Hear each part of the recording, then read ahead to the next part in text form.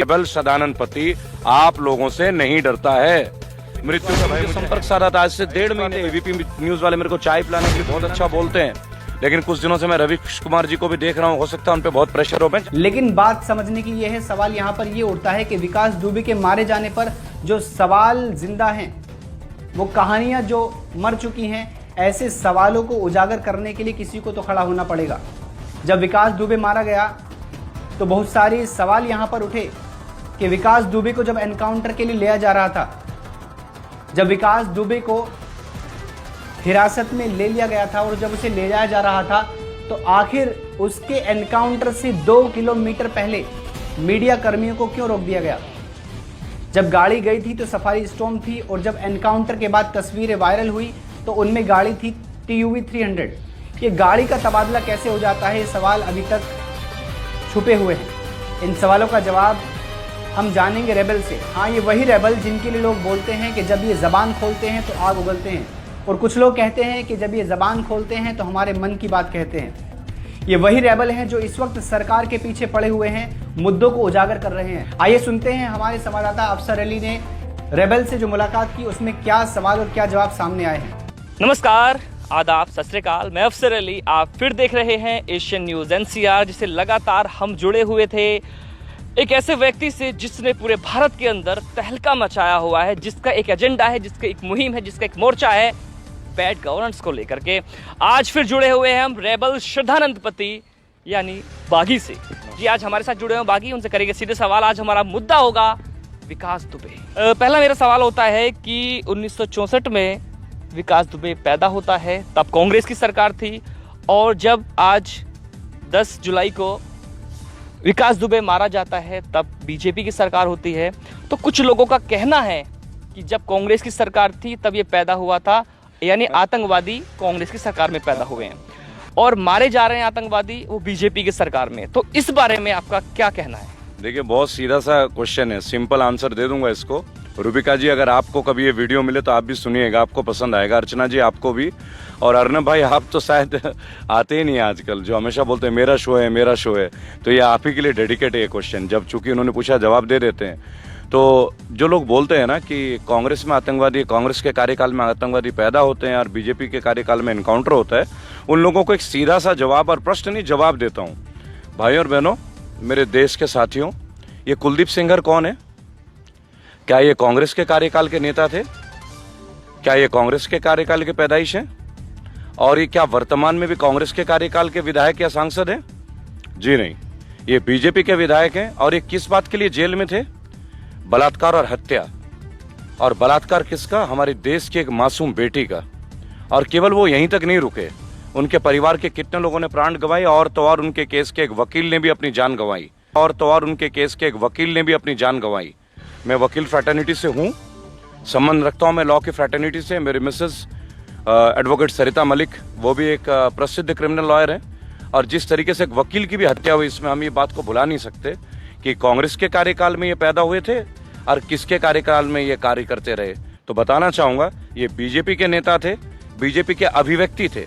और भी बहुत लंबे चौड़े चीज़ें, स्वामी चिन्मयानंद का आपने सुना ही होगा, मुझे कुछ कहने की आवश्यकता नहीं है। और दूसरी बात, मैं आपको एक बात और बताना चाहूँगा, जब अखलाक हत्याकांड हुई थी तब कौन थे?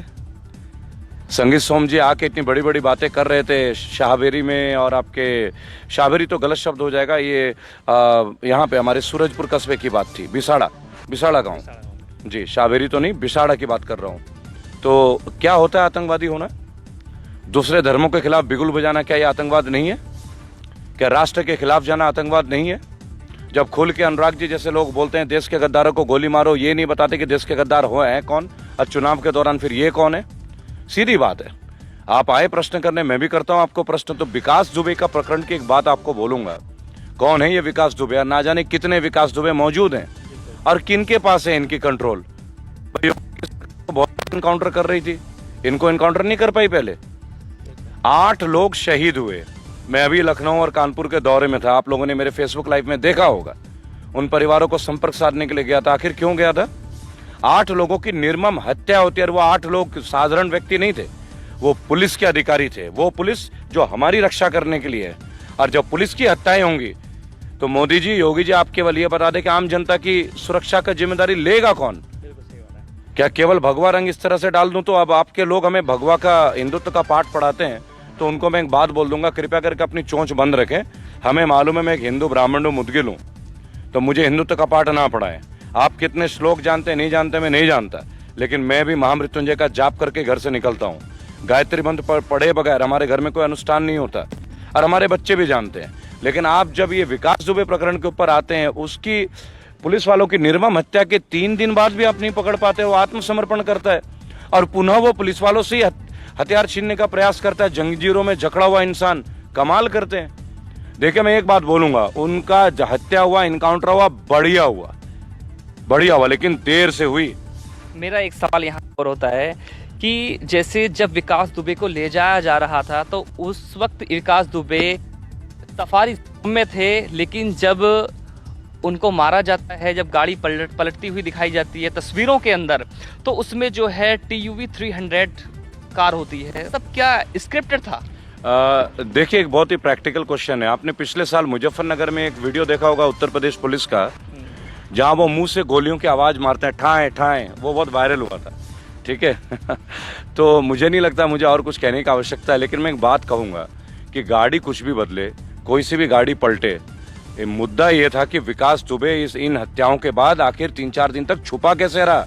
कहाँ गई हमारी इंटेलिजेंस, हमारा रॉ कहाँ गया, हमारा जो STF है वो कहाँ गया, हमारे LIU की टीम कहाँ गई, क्या कर रही थी यूपी पुलिस। 8 लोग शहादत दे के भी अपने हत्यारे का बदला, बलिदान नहीं ले पा रहे थे, हम उनका बदला नहीं ले पा रहे थे। अगर इससे अच्छा होता कि गाड़ी में उनको उतार के मारने की क्या जरूरत है, चौराहे पे बांध देते और एक एक हिस्से को काटते। लोगों में एक मैसेज जाना चाहिए था इन क्रिमिनल्स को कि अब तुम्हें भी इसी तरीके से मारा जाएगा, तुम्हारे शरीर के हिस्से काटे जाएंगे। तुम पुलिस के ऊपर अटैक कर रहे हो, तुम ये नहीं देखते कि लोगों के परिवार किस तरह तड़पते हैं। भाई पुलिस तुम्हारी रक्षा के लिए है। और दूसरी बात, ये विकास दुबे प्रकरण कोई नया नहीं है। मैंने उनकी तस्वीरें देखी हैं, यूपी के CM, फॉर्मर CM के साथ भी, प्रेजेंट CM के साथ भी काफी वायरल हो रहे हैं। जैसे कि सरकार जो है लोगों को, जो क्रिमिनल्स है उनको जेल में डालती है, ठीक है, लेकिन दूसरी तरफ जब विकास दुबे को जेल तक नहीं पहुंचाया जाता है, और दूसरी तरफ एक सवाल खड़ा होता है कि पूरे देश के अंदर एक मुहिम चली हुई है कि डॉक्टर कफील को बचाया जाए। डॉक्टर कफील के बारे में क्या कहना है आपका, कि जैसे कि वो उनके पास कोई केस, उनके ऊपर कोई केस भी नहीं है, जैसे वो अभी रिहा हो जाते हैं, लेकिन रिहा होने के साथ साथ तभी उनको जो है रासुका लगाई जाती है उनके ऊपर, तो इस बारे में भी क्या कहना है? कमाल की बात, देखिए डॉक्टर काफिल के लिए मेरी लगातार बातें हो रही हैं, और इसी 15 तारीख में कोर्ट में डेट रही, मैं आपकी जानकारी के लिए बता दूं। और देखिए प्रशासन का तौर क्या होता है, तुरंत 14 और 15 तारीख को इलाहाबाद हाई कोर्ट में जो है सैनिटाइजेशन का प्रोसेस स्टार्ट हो जाता है, यानी एक और डेट। आप समझ रहे हैं, मैं तो सीधी बात करूंगा, आप सैनिटाइजेशन पहले भी कर सकते थे, ऐसा तो मना नहीं है। आपने 14 और 15 तारीख को ही क्यों चुना, ताकि एक और डेट लंबी मिले और वो अगेन जेल में रहे। ऐसा मुकदमा नहीं है कि जो उनको बेल ना मिले। मैं भी जानता हूँ, आप भी जानते हैं, मैं तो लॉ फ्रेटर्निटी से हूँ, तो मैं तो कानूनन इस बात को बोल सकता हूँ। कानूनन तौर पे मैं आपको बताऊं, मेरी मिसेस व्यक्तिगत तौर पे एडवोकेट सरिता मलिक अपना योगदान देना चाहती हैं, और वो दे रही हैं और देंगी। हम बहुत जल्द मिलेंगे। डॉक्टर कफील का जो नंबर था वो बंद आ रहा है, कुछ सूत्र हैं। मेरी विनय दुबे जी से भी बात हुई है, वो अभी डॉक्टर कफील के भाई से मिल भी रहे हैं, और इलाहाबाद ही होंगे 15 तारीख में, यानी कि आज। मैं आपको बताना चाहूँगा भाई और बहनों, डॉक्टर कफील को निकालना हमारी एक जिम्मेदारी है। जिस व्यक्ति ने गोरखपुर में इतने बच्चों को इतने अच्छे तरीके से ट्रीटमेंट दिया, उन्हें एक स्केप बोर्ड बना के छोड़ दिया गया। जब देखो कोई व्यक्ति जो अच्छा काम करता है, अगर आज मैं कुछ बोलूं मेरे पे मुकदमा लगा लोगे, लेकिन आइए मुकदमा लगाइए, आइए लड़ते हैं ना न्यायालय तौर पे। हम भी कानून जानते हैं, मेरा तो पूरा परिवार कानूनन है, लॉयर्स हैं। आप आइए, हम बैरिस्टर्स हैं, आप आइए, आपका स्वागत करेंगे न्यायालय में। देखें आपके वकील कितने बड़े बड़े हैं, हम भी तो देखें जी। अच्छा, यहाँ पर एक सवाल होता है कि जैसे सरकारें होती हैं, जब वो सभा करती हैं तो सभी मीडिया कर्मियों को जो है वो इनविटेशन देती हैं, बुलाती हैं, लेकिन जब विकास दुबे का एनकाउंटर किया जाता है, विकास दुबे मारा जाता है, उसकी गाड़ी पलटती जाती है, लेकिन मीडिया कर्मियों को या मीडिया को 2 किलोमीटर पीछे क्यों रोक दिया जाता है? ये बहुत बड़ा सवाल है। वो इसलिए कि मीडिया इन्हें गोल्ड मेडल दे देगी ना। अभी भी मीडिया में बहुत कुछ बचा है।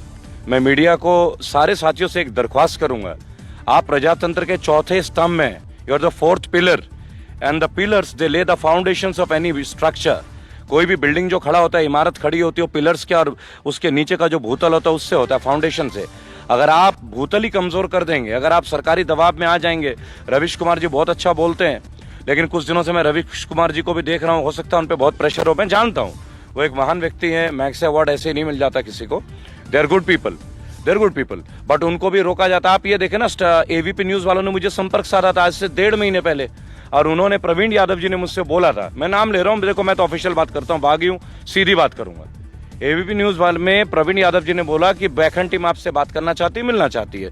जाहिर सी बात है, एबीपी न्यूज वाले मेरे को चाय पिलाने के लिए तो मिलना नहीं चाहेंगे, उनका काम न्यूज है। लेकिन आज तक मेरा इंटरव्यू उसमें नहीं हुआ। क्यों नहीं हुआ? आप समझदार है, इसलिए नहीं हुआ क्योंकि जो भी आज बीजेपी गवर्नेंस के खिलाफ बोलता है उसे बंद कर दिया जाता है। लेकिन मैं खुल के एक बात बोलूंगा, मैं नहीं डरता आप लोगों से। बागी श्रद्धानंद पति, रेबल श्रद्धानंद पति आप लोगों से नहीं डरता है।